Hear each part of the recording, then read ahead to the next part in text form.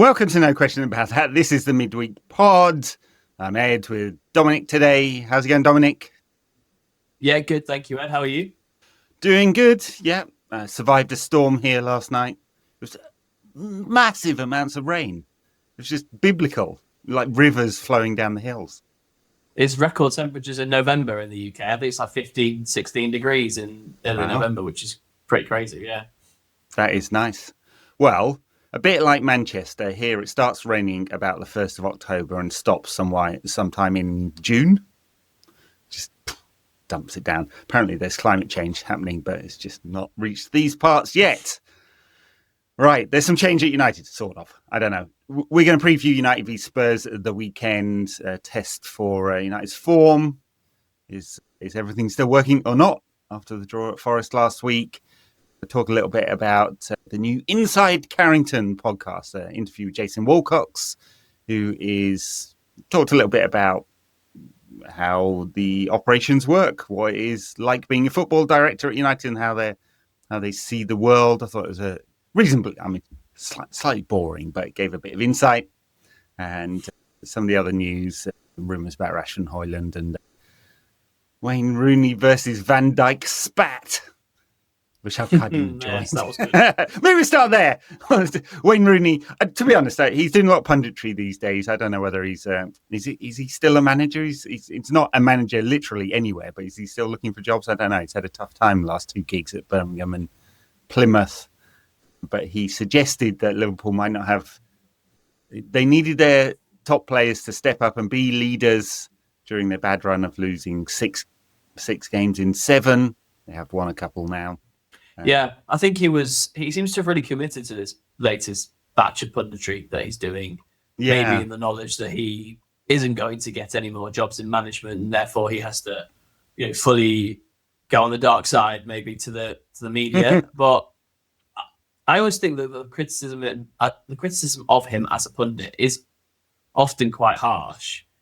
He isn't the most eloquent of speakers, but he does make a lot of good points, and obviously knows a lot about the game. And look at his career to draw on. It is absolutely phenomenal. So I think he actually held back in the spat with Van Dijk, on spat really, but in the contretemps, obviously maybe fearing that he would be memed or clipped up or embarrassed or whatever the latest sort of trend is with pundits online and on social media. Van Dijk probably got the better of him in that particular scuffle, unfortunately. But yeah, it's sad to see Liverpool return to form as well, isn't it? And what a shame that run couldn't just go on and on like City's run at this time last year. Yeah. Well, Slot moved things back to the way we put Slide back in midfield, and it's made them a bit more solid and functional as a team. Unfortunately, he worked out the problem reasonably quickly. He took him putting the number 10 at right back didn't actually work. Funny that. A new number 10 who's not played in the Premier League in team didn't that work either. I'm enjoying the Florian Wirtz struggles because I know it won't last forever, and he's actually a really good player, but I'm going to dine out on it as long as I can. Yeah, he was pretty good against Liverpool, I thought. He still hasn't got any numbers, but I thought that was probably his best game in the Liverpool shirt. Unfortunately, they played quite well as well. The Scousers. Slot, I suspect, is a pretty good manager because he turned things around quite quickly. The Rooney stuff, I thought he was a bit passive, sort of the live piece, and you're probably right. He probably didn't want to get into some kind of argument, and it felt like Van Dijk's point went his way because he was more forceful. But the point Rooney made about leadership, I think generally when you're the champions and things are going wrong, particularly Van Dijk and Salah probably needed to step up a little bit. Salah in particular seems to, I don't know what's got into him, but he does not look like happy, jolly Mo Salah. Because he's kind of a character, right? He's got something about him, Mo Salah, and he seemed to, I don't know, he's gone into his shell a little bit. I'm always very reluctant to go down the body language isn't right path, because what does that even mean exactly? And in some cases, it's fairly loaded, isn't it, when people talk about it like that? But the general point about your top players have to be leaders when things are going wrong, I thought was fair. Van Dijk obviously didn't like the criticism that Scousers generally are a bit thin-skinned, I'd say. Well, criticising a team who won the title last season, who then go 6 losses in 7, is completely fair. And you do look at the senior players in that time, and the two main ones, Van Dijk and Salah, were massively underperforming. I mean, they did against United. Van Dijk made an error for the first goal. Salah was pretty much anonymous in that game. Yeah. And they're the two big stars that Liverpool worked so hard to tie down on contract extensions last year. So you look to them to then bring in this new crop that Slot has sort of been gifted by the powers that be. But there's a lot of tension there. You can tell between the new boys, Isak and Bert. So obviously the coming men there and have been sort of tasked with eventually leading that attack. But Salah has been the leader of that attack for almost a decade now, and he's probably feeling the strain of their poor form and of his own poor form. And Van Dijk is a tetchy character at the best of times, isn't he? Yeah. So it doesn't surprise me at all that he took umbrage with Rooney. No, I think generally there's something in the water in Merseyside. They're all a bit thin-skinned. When they were booing Trent Alexander-Arnold in the Liverpool-Real Madrid game the other day, I just find this whole thing very weird. He won titles with them. He was there for more than a decade, and he decided he wanted to do something else. Is it because he left on a free? Is that why they're so angry? I don't know. It seems really, really, really odd. He hasn't gone to a rival. He didn't come to Manchester United, for example. That would have been reason to boo him. I think, I'd have liked it just for that. I mean, I don't think he's a very well-rounded player. I'm talented, but as a right back, there's too many holes there. But it's really odd, their reaction to it, I think. And they were singing Steven Gerrard's name, a player who twice tried to leave for Chelsea, by the way, and only didn't because some guys in balaclavas turned up at his house and threatened to remove his kneecaps. That is the absolute irony, that they were singing Steve Gerrard. This guy wanted to leave probably more than Trent had. Yeah. Or at least push for it. And like you say, there are many complicated reasons why he didn't get that move. But one of the reasons wasn't because he didn't want it. He did want to move. Yeah, the Trent thing, the closest equivalent I could think of was Beckham leaving United. Obviously, Real Madrid is an academy player. Okay, Beckham's not a local Manchester boy, but he's a United fan and he's a local lad who came, not a local lad, but he came through the academy. Yeah. And there was a little bit of, there were a few rumblings when Beckham left for Madrid, but he's still seen as a United legend now. He certainly wouldn't get booed. He didn't get booed when he came back to Old Trafford. He got a roundly massive his name sung. Yeah, so I don't know. It's an excuse to boo somebody now, isn't it? It's like the it's all very odd where the guy goes, "Fucking boo." Yeah. Liverpool fans will never be Everton fans at booing. That's one thing. Everton fans. Well, that's true. Booers. Well, they've had a lot of practice at it, Everton fans, over the years. It must be hard. They must be wishing to get. Unfortunately for them, they got bought out by a private equity company who, to be fair, the Friedkin family may do a good job there, but they're not going to chuck City levels of state wealth at it. So, how quickly City forgot their place in the world. Final word on Rooney. I mean, I think you're right about he's not that eloquent, right? But I think some of the criticism of him. Generally, I think it's probably kind of classist. What is it? He's actually got something interesting to say, and that we've got dozens and dozens of pundits, especially ex-Manchester United pundits, but generally, who say absolutely nothing of interest at all, ever. And he does say something of interest. He's just not the most fluent with it. But there you go. All right. I don't know whether you caught Jason Wilcox's interview on the new official Manchester United podcast called Inside Carrington, because I think they record it from inside Carrington. I didn't, but I can actually guess what he said in the manner in which he says it, because everything he says always seems to be the same sort of tread. Yes, he's quite bland. I mean, I think some of what he said is probably better read, in quotes, to be honest, than listened to. It gave some insight, right? It's at a 30,000 foot level. He didn't really dig into the day-to-day, but he talked about his portfolio, which is extensive. So football operations, logistics, medical, scouting, squad planning, loads, right? So it's a big job at a big club, and he's never done that before. So it is a definite step up and promotion. But he gave some insight into how they think about transfers, how they think about squad planning and contracts, which, I mean, might be the first time in like forever that United have actually thought about that. 'Cause clearly they didn't in the past, right? Phil Jones, he hasn't played for 3 years because he's got no knees left. Okay, 5-year contract, no problem. Yeah, I think Jason Wilcox's credentials are sort of already being proven. And like you say, what he's responsible for, people sort of assume is just transfers and, him chatting to Amorim every now and then and being a bit of a conduit between Amorim and Big Jim. But yeah, look at what he did at City and Southampton here, with a remit with the academy, and he's only adding to that with his United job. So it's a bigger club and a bigger remit, like you say. I think that the Ashworth departure created something for Wilcox that he probably wasn't expecting, and he's probably now doing 2 jobs in one, which is maybe that pressure will tell in the same way that the pressure of being the United manager tells on people. You're obviously slightly in the shadows as a sporting director. But Wilcox always speaks okay. I'm never thrilled by what he says. He always sounds like he knows what he's doing, which, like you say, is a refreshing departure from the days of old, where I remember United putting out to us when I was at the Manchester Evening News, United leaked, or just told us via press channels, the search for a sporting director had started. And 2 years later, they appointed one. And it was like, really?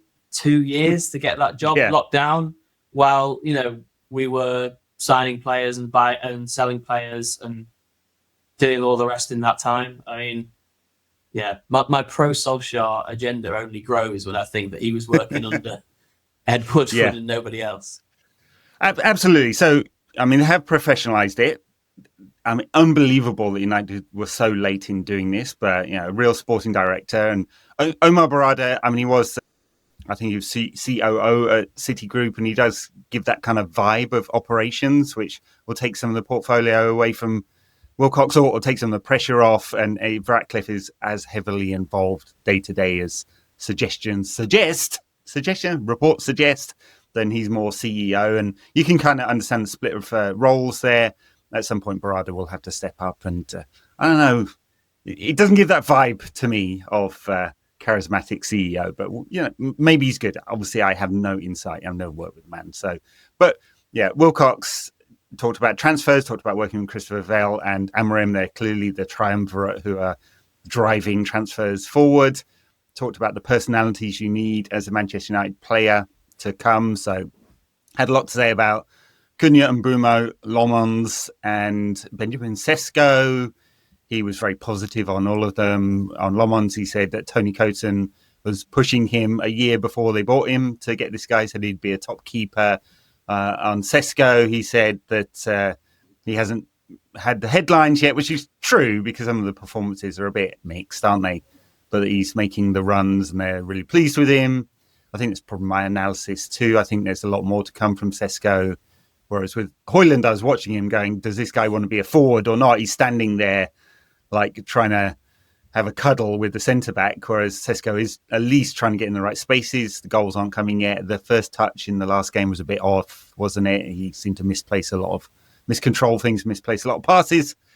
But anyway, Wilcox was quite, had a lot of praise for Šeško, I think, and then talked about the personality and Mbeumo and Cunha and their desire to come to United. He said lots of other big clubs were after them and they pushed them all aside because they only wanted to come to United. Maybe that's a bit of fan service, but it was good to hear. Well, there's always a bit of that. There is always a bit of PR and propaganda, and obviously Wilcox has a vested interest in these guys doing well because he has such a big hand in signing them. But if you look at his hit rate in two summers plus 1 January, where Dorgu was the signing, and I am sort of going off Patrick Dorgu a little bit as a player as his limitations become clear, but he was a low risk signing on low wages and low low transfer fee. So you can't really gripe with that.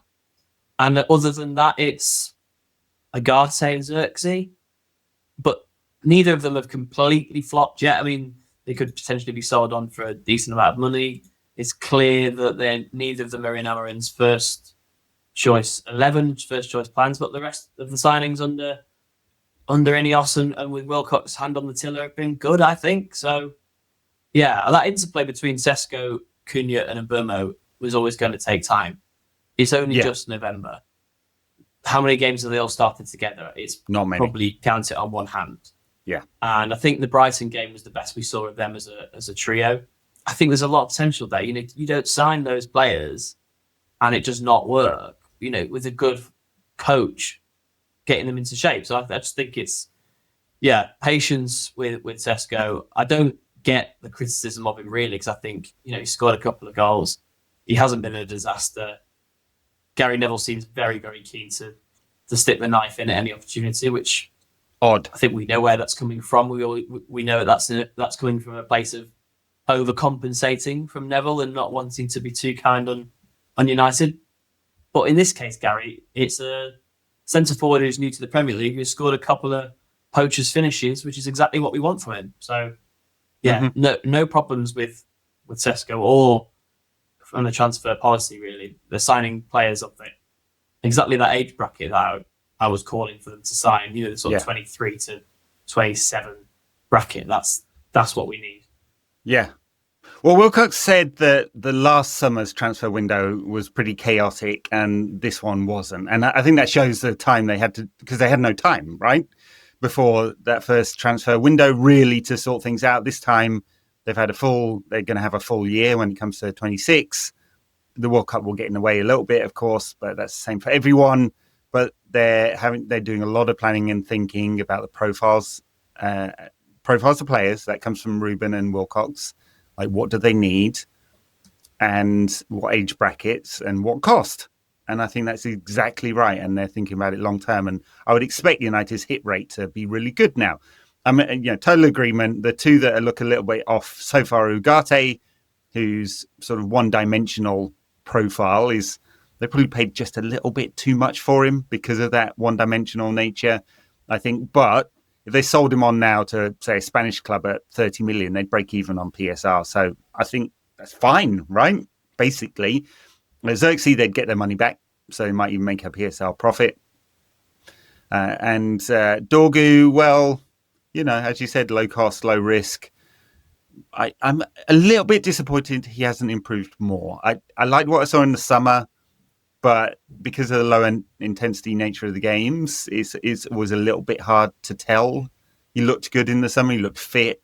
I like his movement and physicality and pace, and he does get into good positions. And it's just that final quality which is missing there. And it's a little bit disappointing he hasn't improved, really, at all. He's got one assist in 32 games, and that's it. And he doesn't look like getting an assist or getting a goal. He doesn't have the composure in those areas, and maybe that is something that's very hard to teach, and no matter how much Rúben can coach the system to him. And I do think Dorgu is a good player for the system. He gets around the pitch and he positionally is quite disciplined, but it's those technical things and those sort of composure things where if your touch is slightly off, you won't get the shot away, you won't get the cross that you want. And, you only have to look at Bruno in terms of producing in those areas to see what the standard is. So Dorgu's got a long way to go. That left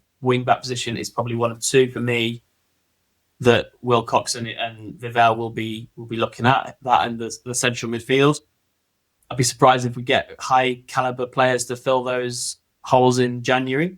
It's more likely to be next summer, but we need to be pushing, or at least in the Europa League, pushing for the Champions League by that time.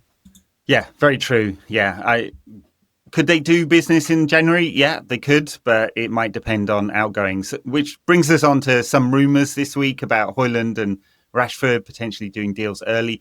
Højlund, you could do it, but wouldn't Napoli negotiate that option or obligation, probably, to bring it forward? would we take 5 million euros less in order to do it in January? Funny, just as talk of that was happening, and Højlund had a pretty bright start at Napoli, he stopped scoring goals. So he's now getting some criticism, but the Napoli have stopped scoring goals as well. So they've got a few things to think about. Kevin De Bruyne got injured. They'd already moved the system around to integrate De Bruyne. McTominay had been playing off the left, not his best position, clearly, although he can still make those sort of late box runs from that position. So they've got a few things to think about. Barcelona, I'd be absolutely shocked. Guillaume Balaguer, who's probably got the best inside track of anyone, Barcelona said they're delighted with him, and you should ignore all the stories that are suggesting they won't want to take him. But as ever with Barcelona, it's financial. That's the issue, and they're still not on a one-to-one. They have this system in La Liga where if you're under financial constraints, you can't necessarily spend all the money you get in, and they're on I think I'm right in saying they're on a 2-to-1, which is for any money they spend, they have to bring in €2. So every euro they spend, they have to bring in 2. So to take that option up, they've got to sell some players, I suspect. So I'd be shocked if it was January.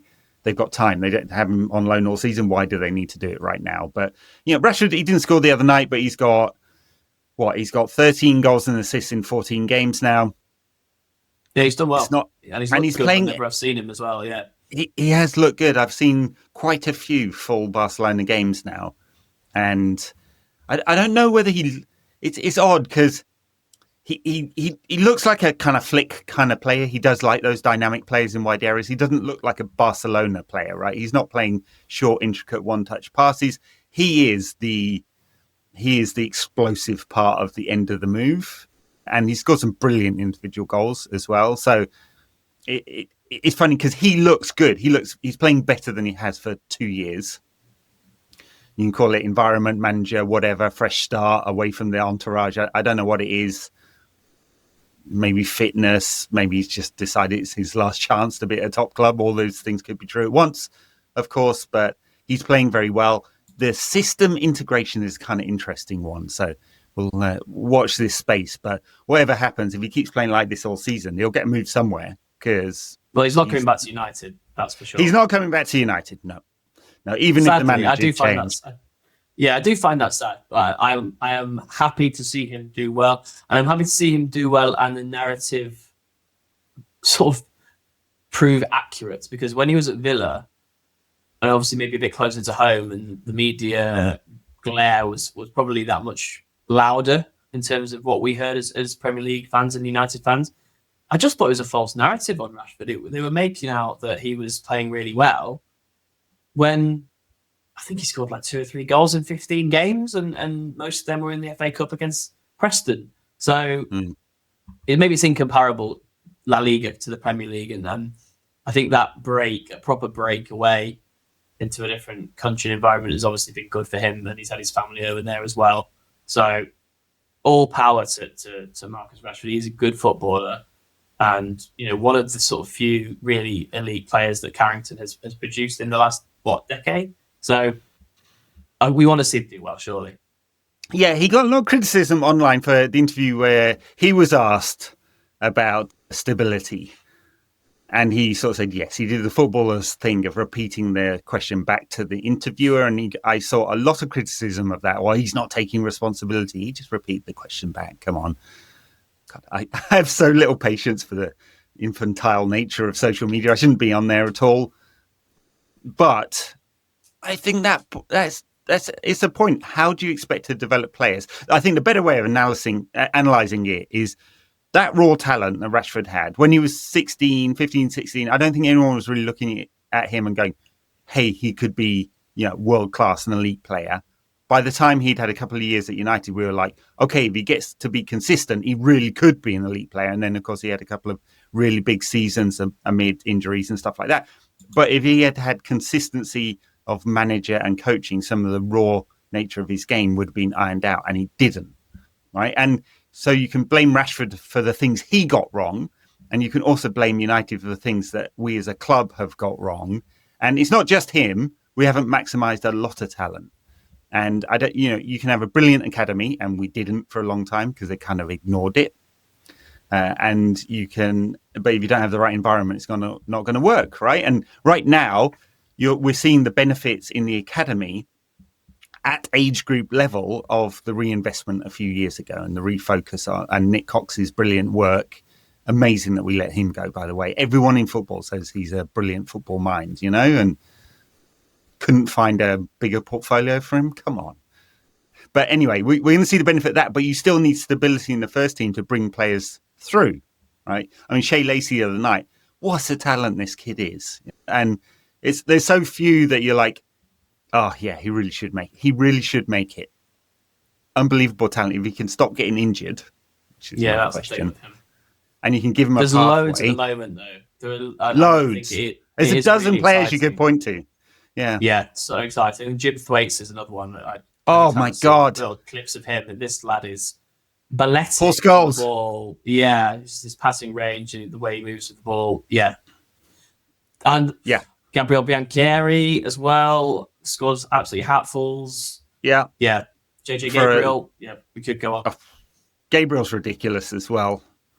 Ridiculous amount of talent, this kid. Yeah. I mean, I'm not going to get too hyped up because unbelievable talent, that shouldn't go away. But, everything could happen the next 4 years. His body could change. He might have to relearn the skills. He can get injured. He's growing. And it's so hard to get from that point. I think I mentioned it before. Arsene Wenger is technical director at UEFA at the moment, or FIFA, one of the two. One of the mafioso sporting bodies anyway, said that 72% of players at elite level academies never play a professional game. The attrition rate is unbelievably high. Right. So I used to work in venture capital and we'd have this funnel, right? You see all these startups, and the investment rate to startup touch point rate would be about 1,000 to 1, right? Something like that. And it's like that in football as well. All these kids coming into the academy system, and the attrition rate at each level is really high. But then for less than 30% to make it to professional level, let alone elite level, you're probably tens of thousands to 1. To make it there is they have to make incredible sacrifices. They have to have everything right: mentality, fitness, environment, injuries, all of it. I better lower my hopes for my 11-month-old son making it to. You need to get him kicking the ball right now. Yeah. Yeah, I mean, he can hold the ball. He can't quite walk yet, so kicking the ball is going to be quite tough. But Project Mbappe, I've tried to call it, but I think my wife is more keen for him to go into engineering or something stable, Yeah, not computer engineering, because that's all been done by AI now. You've got no chance, kids, if you're doing. You can't get a job now coming out of computer sciences courses. Sorry. I just find. Sorry, I was going to go on a complete tangent about how I find people talking about AI to be really boring. You end up talking to people at weddings who are telling me that my job in the media is going to be taken by AI. It's like, all right, I've only just met you. Can we just have a beer and talk about the happy couple? Or no, your job's doomed. No one reads newspapers anymore. Okay, cheers. Yeah, actually, since we're making it, it's sort of relevant. I mean, you write Substack. You're in the media. I write my Substack as well. I think that amongst all the AI slop that's out there, same in podcasting too, by the way, because there's some really good synthetic voices aren't quite ready yet, but I've seen enough demos that it's getting really good, really fast. Go play with 11 Labs, for example. Right, you can do some really good stuff there. Now. Yeah, but the interplay and the personality isn't quite there yet. So does the human authentic stuff still matter, right? Whether it's writing, whether it's podcasting, or even video punditry, the synthetic avatars I don't even play with VO3. It's really good. Yeah, it's really, really good. Yeah. So there you go. I mean, I think I'm head in the sand, Ed. I'm Nigel Pearson ostrich with his head in the sand, just waiting for all this to blow over, and it'll all leave me behind, like everything leaves everyone behind. Anyway, what about Spurs this weekend? Yeah, listen about Spurs. Yeah, just about on the eve of Rúben Amorim's first anniversary. Well, he was appointed on the 1st November. He took training for the first time on the 11th of November after Sporting had a cup game or something they wanted him to play in. And his first actual game was on the 24th. So pick the anniversary that you like. I guess. Yeah. But more important is a game this weekend. We had a win against Chelsea, then a heavy defeat to City, 3 wins on the bounce, and then a draw against Forest, in which we were very good in the first half and not very good in the second, I think. And it could have gone all pear-shaped, but they scored a brilliant goal. Ahmad scored a brilliant goal, which was not planned as such, but you could see Bruno beforehand pointing out where he needed to stand for the second ball. So, not accidental either. And when you've got to play with that much skill and technique as Ahmad has, yeah. Anyway, I think a year ago, United probably would have caved. And they didn't. So there's some pluses there. How are you feeling going into the Spurs game? This is a really good test, a very well-timed test for this bunch of players to go to a ground where United have an appalling record for a start since the Tottenham Hotspur Stadium was built. We've got an 100th away game against Spurs. This is 100th away game against Spurs. Yeah, we have a losing record against them. So it's not just appalling at the new stadium or in modern times. It's just appalling generally. Yeah. Yeah, I mean, the recent record against Spurs, I'm looking at now, the last 4 games have been lost. We haven't won at the Tottenham Hotspur Stadium since October 2021, which was, I think, that game under Oli when we scored that nice goal when Cavani went through headed goal, I think, diving header. Really good performance that. Yeah. But was there a crowd? There was a crowd. But we had another win there where there wasn't a crowd. So we have not done well there. And I haven't been there, but people say that it is quite an intimidating atmosphere. I know we'll get lots of comments, lads. It's Tottenham. Spurs fan. Yeah, I know. But I think the stadium is meant to be quite loud. And United away from home for a good number of years now, probably since Ten Hag, have been really poor and have wilted. And the mentality's just not been there when moments of adversity happen. And that was why, for me, the Forest result was quite pleasing, because as soon as I saw, I was out and I didn't have any signal. Last time I checked my phone, we were winning 1-0 at half-time. Thought, brilliant. Then I went out and did something, and I checked my phone 10 minutes later, and we were 2-1 down. And it was like, I know where this is going to go. And Amorim said it, didn't he? He said, last season we would have lost that.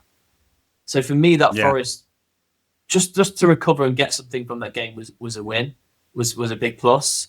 But I think this is a test that is, a step up from that, because I think that while Spurs are in a sort of strange place under Frank, where there are a few cracks that are starting to show. You had the Van der Ven and Spence snubbing of him on the sideline, and they were very, very poor against Chelsea, I thought.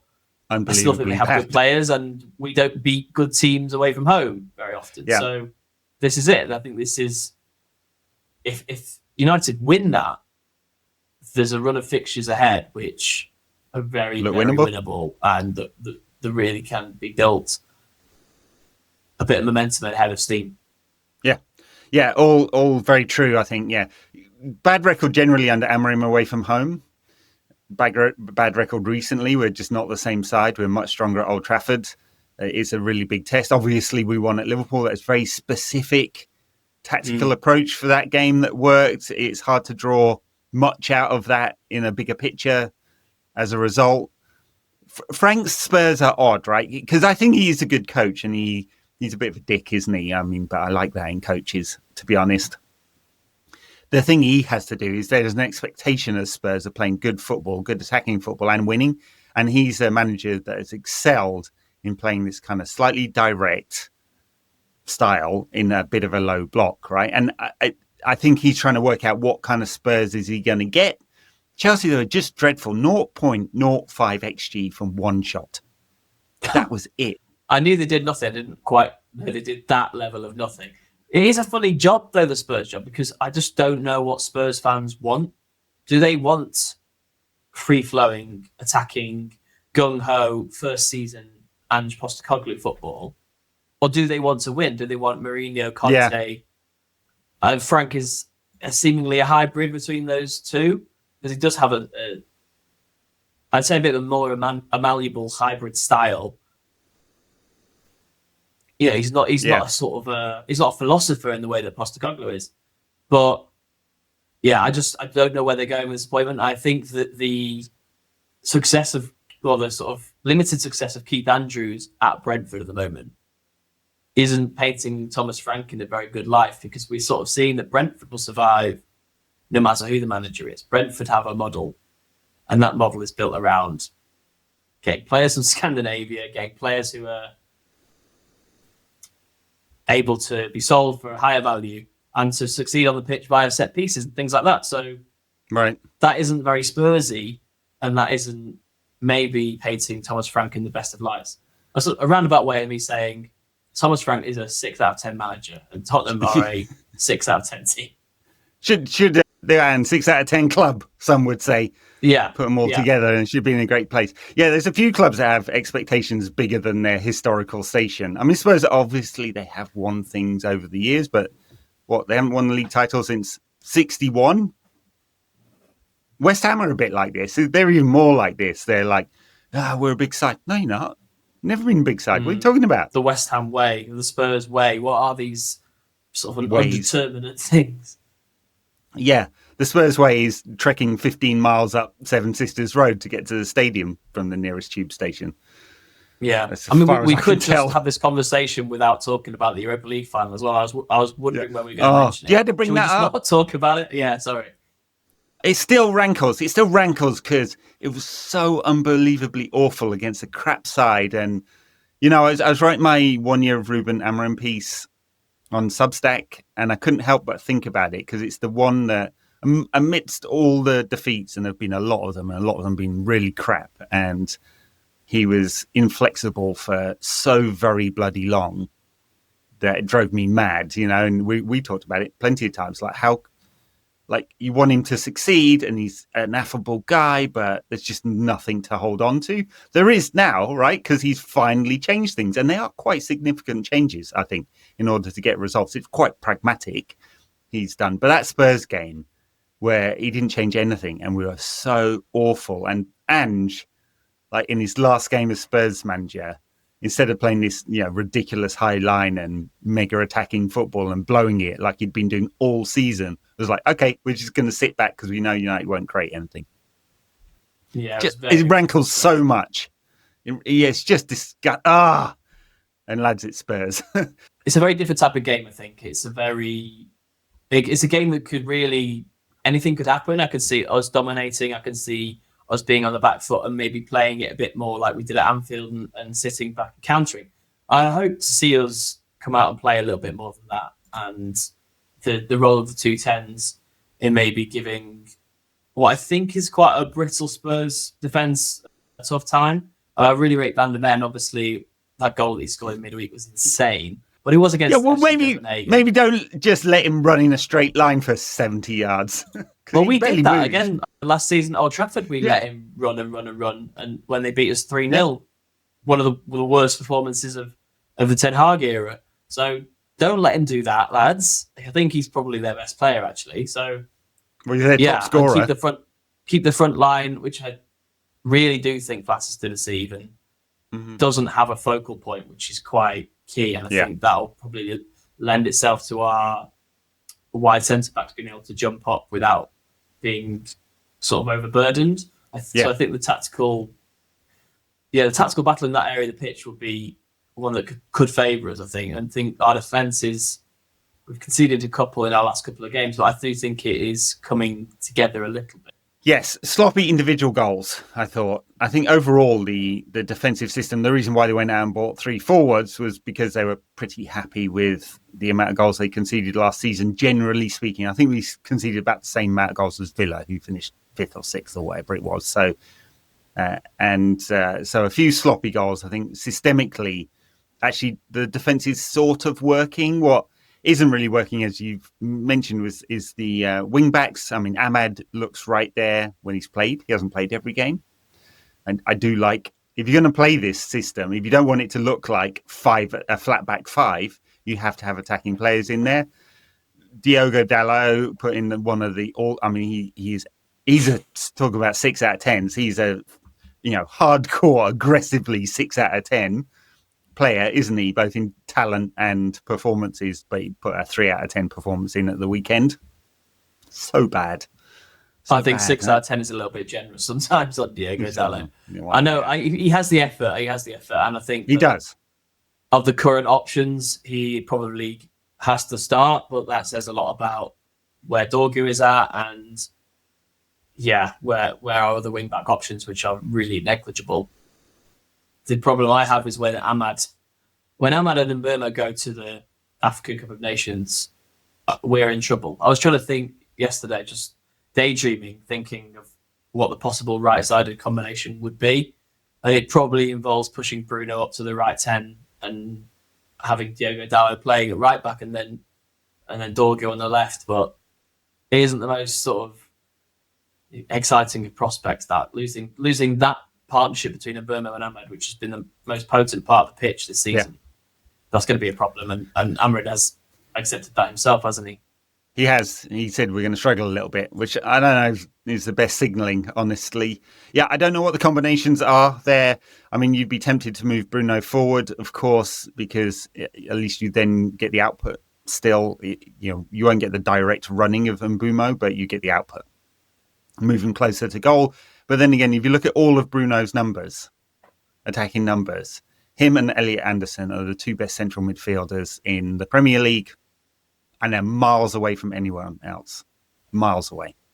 Bruno is world-class and elite, and the discourse around him online is just disgusting. Like, the idea that you'd criticize the elite levels of performances because sometimes he gives the ball away. By the way, he's instructed to get it forward. 1 touch, 2 touch, forward. Amorim said it himself, right? He finally confirmed what we all knew.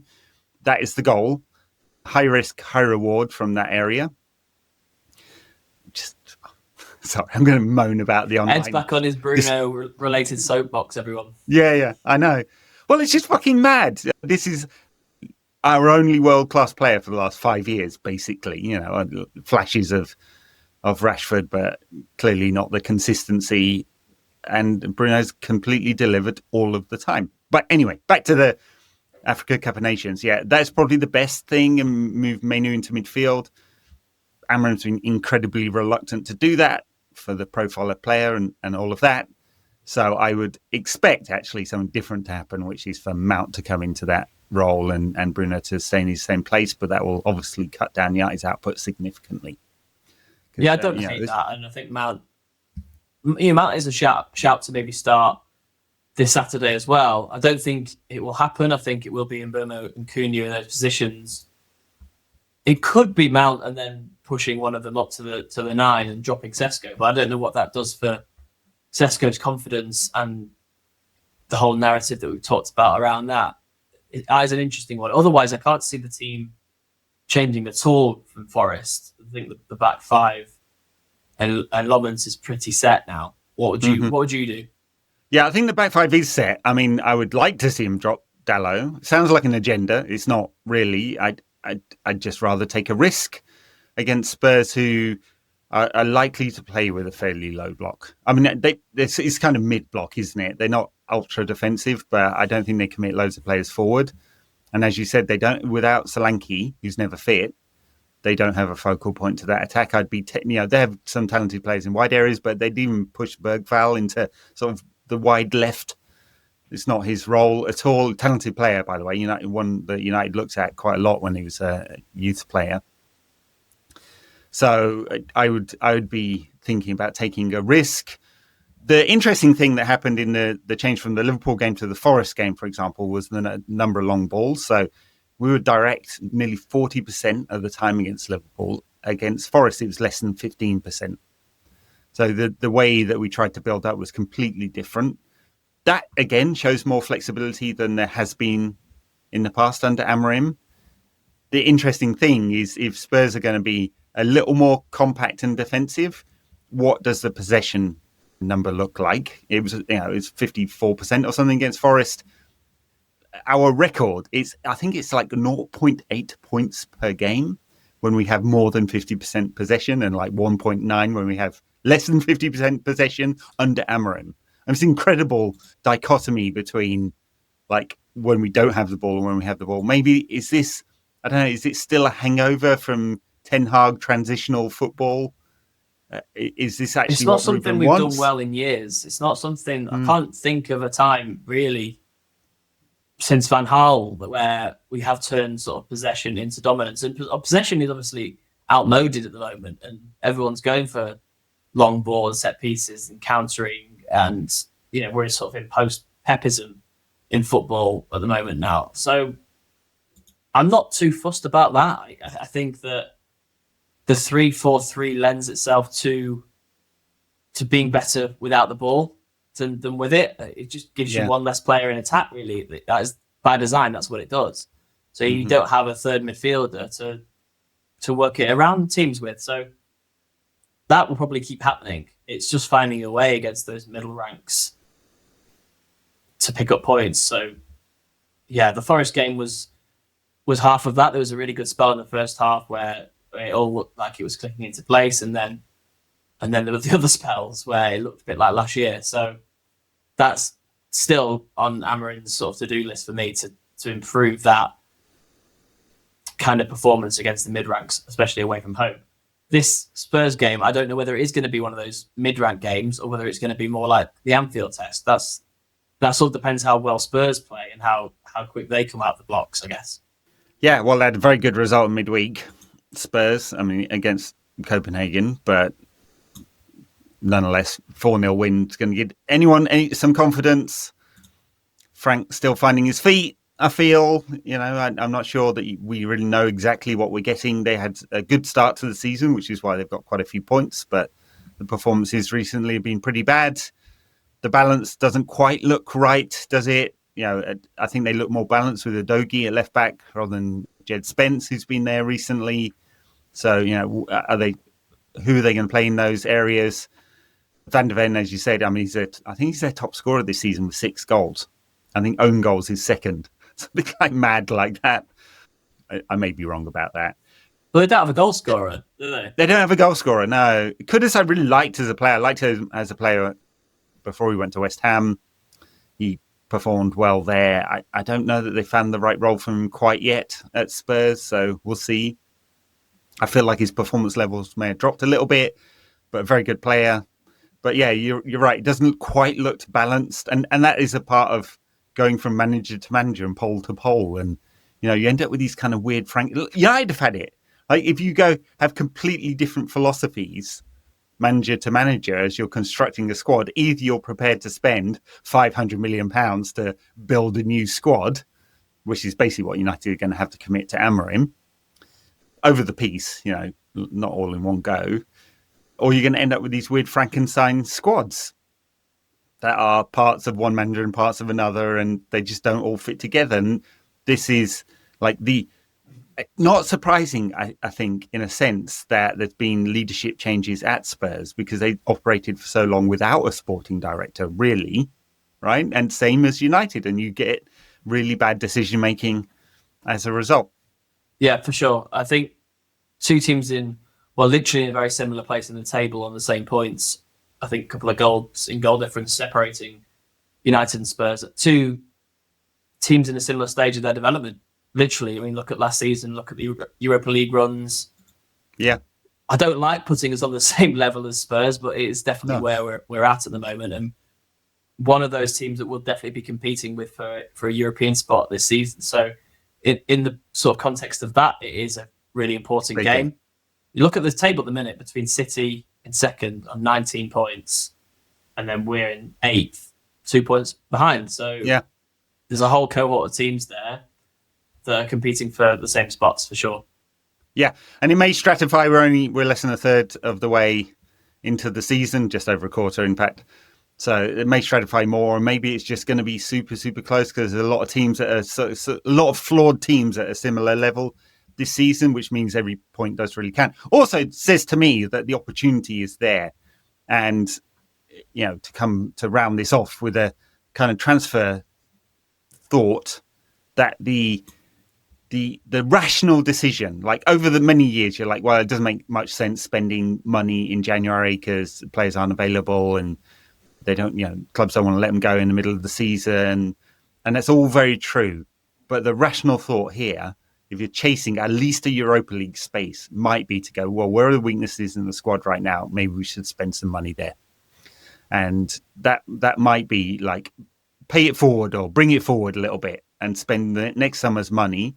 Now, of course, they probably want to spend a huge amount of money on one of Wharton, Anderson, Baleba, maybe another one, maybe two of them in midfield. So you're probably unlikely to extract any of those players in January, or maybe at all. It really depends on where United finish this season. But you'd be looking at wing back and central midfield as areas of weakness. Like, and what can you do about that? Well, it'd be interesting to see how, if at all, United promote from within, and whether Diego Leon never gets a chance. Harry Amas is on loan at Sheffield Wednesday.